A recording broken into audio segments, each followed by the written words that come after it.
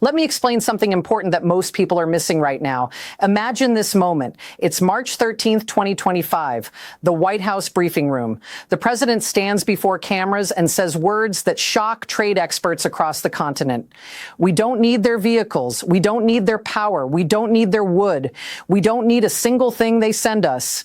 He's talking about Canada, the closest neighbor, the biggest trade partner, a country sharing thousands of miles of border with America, a nation whose economy has been connected to the United States for generations.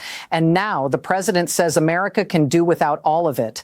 Most people heard those words and scrolled past. Just another news story, just another day of politics. But I need you to stay with me, because what I'm about to show you goes way deeper than politics. This is about how our continent really operates, about connections so strong that most Americans never think about them, about results that could change your everyday life in ways you won't expect until it's too late. I'm going to walk you through the real numbers, the actual supply systems, the truth about how everything connects.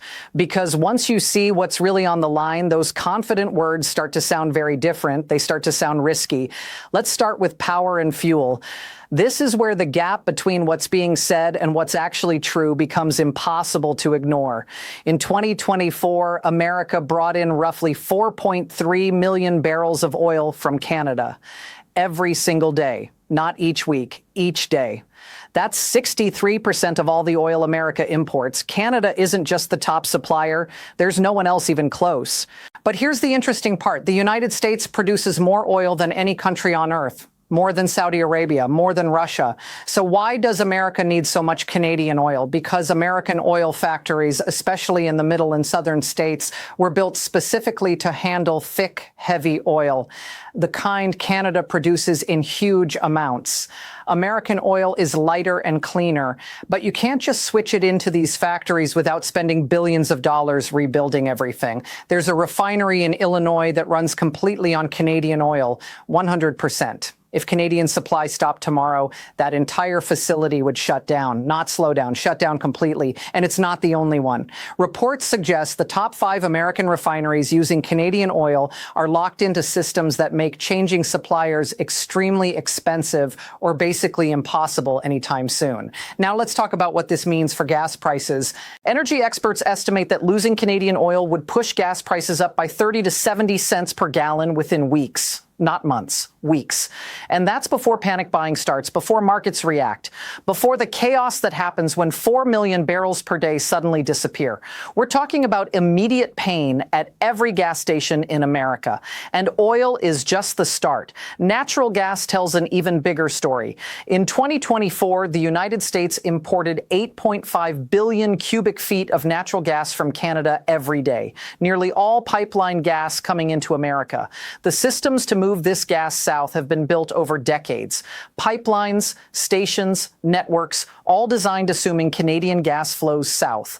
But here's where it gets serious for certain regions. New York, New England, the upper Midwest. These areas depend on Canadian natural gas for heating, electricity, and industry. When winter hits and demand jumps, Canadian supply isn't extra, it's essential. It's the difference between keeping power on and blackouts. One energy professor said it clearly. If Canadian hydroelectric power gets cut off, you're not replacing it with wind or solar. You're replacing it with plants that burn gas or oil. More pollution, higher emissions, higher costs.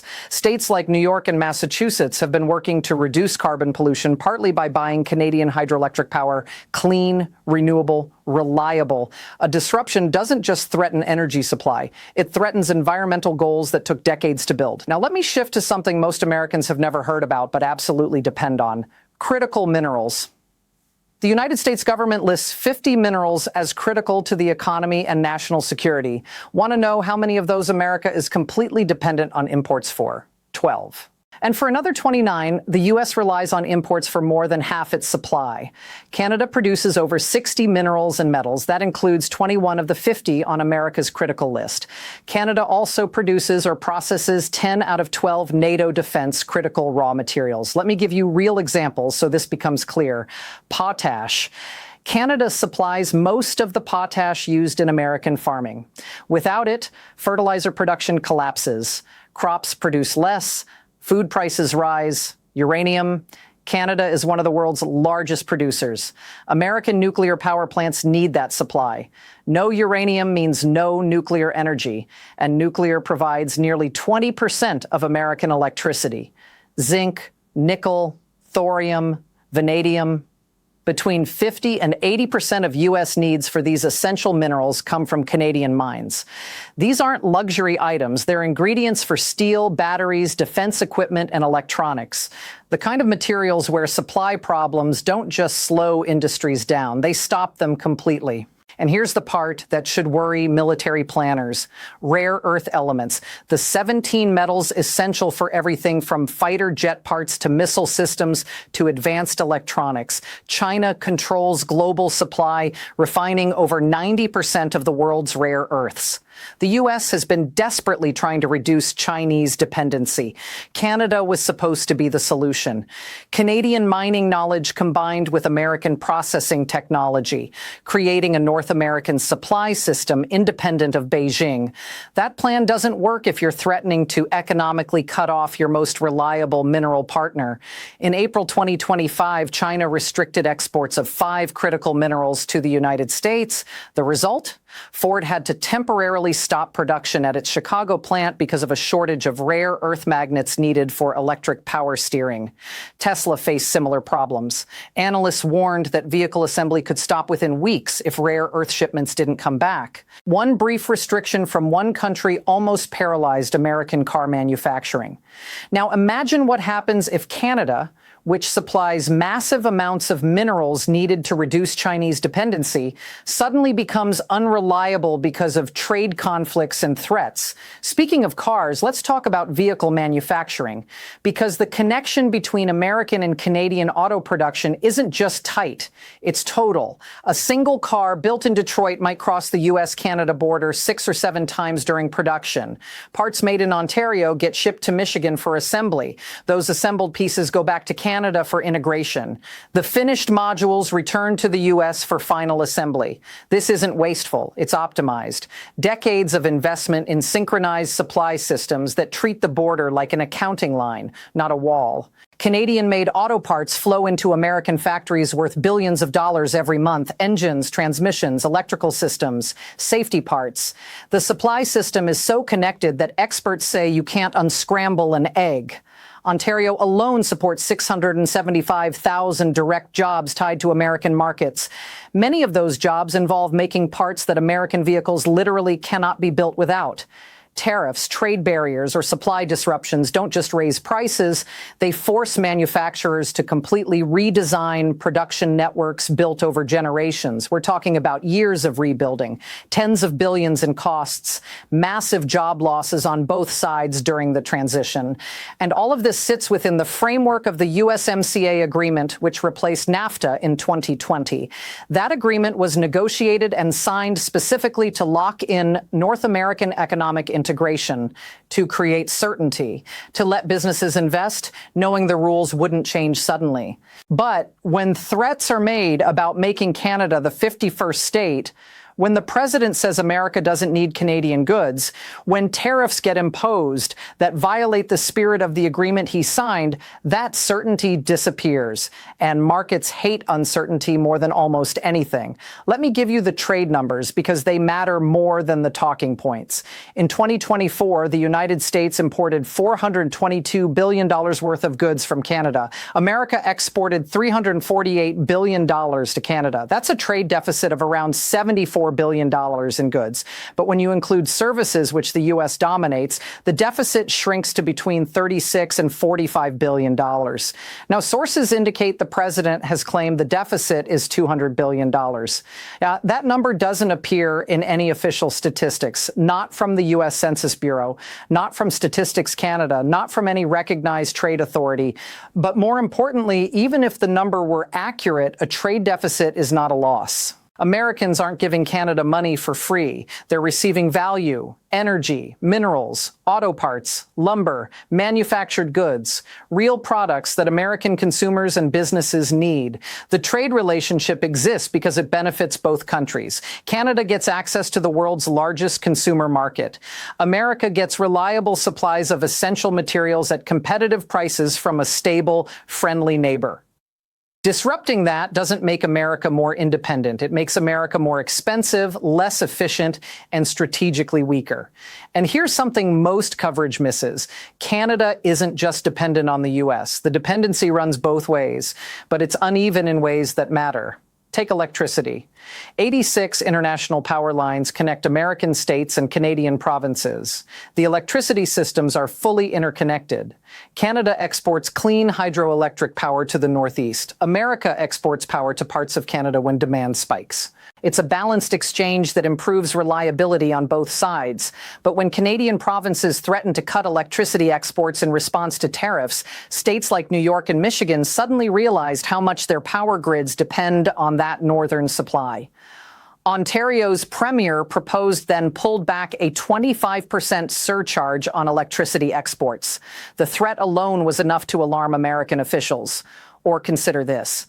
Parts of Canada, particularly Ontario and Quebec, depend heavily on oil and natural gas that moves through the United States. About half the natural gas used in these provinces comes from American sources. Quebec's Montreal refinery depends entirely on crude delivered through the U.S. with no quick alternatives. So Canada has vulnerabilities too, energy insecurity that American policy could use as leverage. But here's the critical point. When you're in a relationship of mutual dependency, weaponizing that dependency doesn't just hurt the other side. It damages both, and it destroys the trust that makes cooperation possible in the future. Right now, as of January 2026, that trust is breaking down fast. Statements have been made repeatedly about Canada becoming the 51st state. The Prime Minister has been referred to as a governor. AI-generated images have been posted showing Canada as American territory. Threats have been made about military action, then clarified to mean economic force, which somehow doesn't make it less concerning. Canadian polls show that 90% of Canadians oppose annexation. 90%. In an April 2025 poll, 82% said they'd rather become part of the British Empire again than be annexed by the United States. Think about that. Canadians are so opposed they'd prefer to go backwards to colonial status rather than join America. And it's not just public opinion. Canadian politicians across every party, from liberals to conservatives, have united in opposition. Canada will never be the 51st state, one conservative leader declared. There isn't a snowball's chance, said the former prime minister. Never, never, never, the current prime minister told the president directly. But the damage isn't just diplomatic, it's economic. Uncertainty is poison for investment. When businesses don't know if tariffs will be imposed, if borders will be respected, if agreements will be honored, they stop investing, they hold cash, they delay projects, they look for alternatives, and Canada is looking for alternatives. In the first 10 months of 2025, Canadian exports to the United States fell 4.1% compared to the same period in 2024. Meanwhile, exports to countries other than the U.S. have been growing. Canada is actively diversifying away from American dependency, not because it's better economically, but because relying on an unpredictable partner is a strategic risk. So let's play this out. What actually happens if America tries to go without Canada? Gas prices spike immediately, 30 to 70 cents per gallon within weeks, potentially more if panic sets in. Home heating costs rise as natural gas supply tightens. Electricity prices jump in the Northeast and upper Midwest. Rolling blackouts become a real possibility during peak demand. Automobile production slows, then stops in many facilities as part shortages spread through supply chains.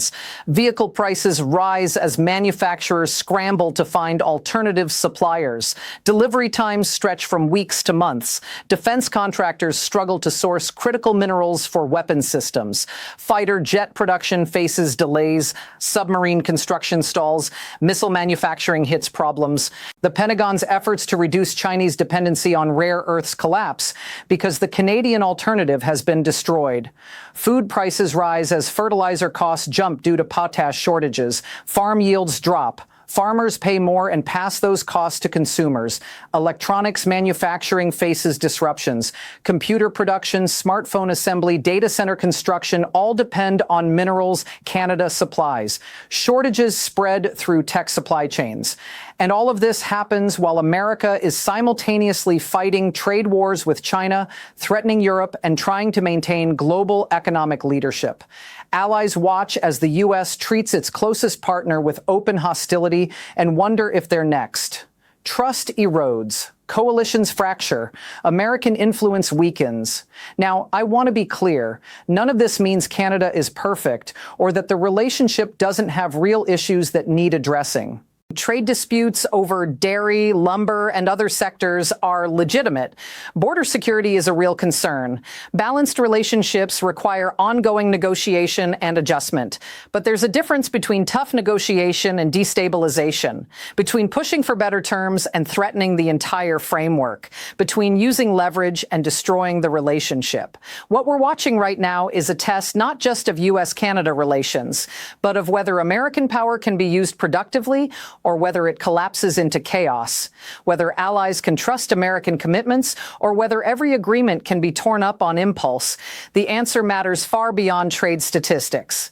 It determines whether America can build coalitions necessary to compete with China, whether democracies can cooperate effectively, whether the post-World War II order of rules-based trade survives or gives way to pure power politics. And here's what frustrates people who actually understand these systems. The irony, the complete, almost absurd irony of declaring we don't need Canada while being deeply dependent on Canadian resources to maintain American living standards. You don't need Canadian energy.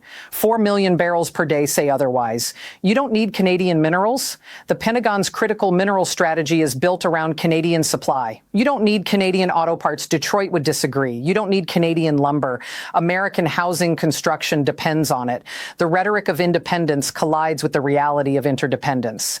And reality doesn't care about talking points. So here's where we are. A president who claims America doesn't need Canada, a neighbor that's 90% opposed to becoming American, supply chains integrated over generations, dependencies running in both directions, trust eroding daily, and consequences that most people won't understand until they're paying more at the pump at the grocery store, for their next car, for everything that depends on the invisible machinery of North American trade. This isn't sustainable. Something has to give. Either the rhetoric moderates and relationships stabilize, or the integration starts unwinding and both countries pay the price. There's no version of this where America successfully goes it alone without significant economic pain.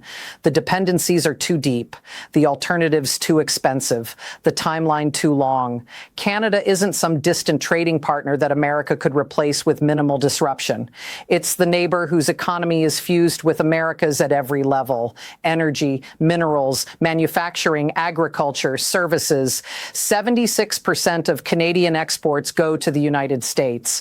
But America depends on those exports more than most people realize. You want to know what happens when America says we don't need Canada? Watch gas prices, watch electricity costs, watch vehicle availability, watch defense production, watch food prices, watch tech supply chains, watch every sector where Canadian inputs have been taken for granted for so long that people forgot they existed.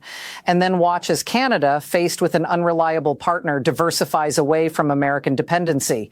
Watch as the integration that made both countries stronger slowly unwinds. Watch as competitors fill gaps that America created through its own choices.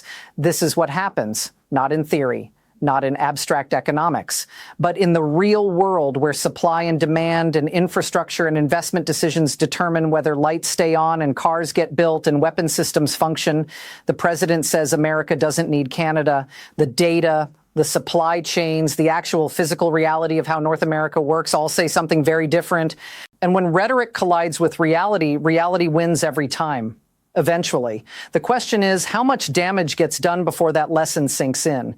If this breakdown helped you see what's really at stake in U.S.-Canada relations, not just the headlines, but the actual dependencies and consequences, hit that subscribe button and leave a comment. Do you think this relationship can be repaired, or are we watching the beginning of a fundamental shift in how North America works? I genuinely want to know what you think.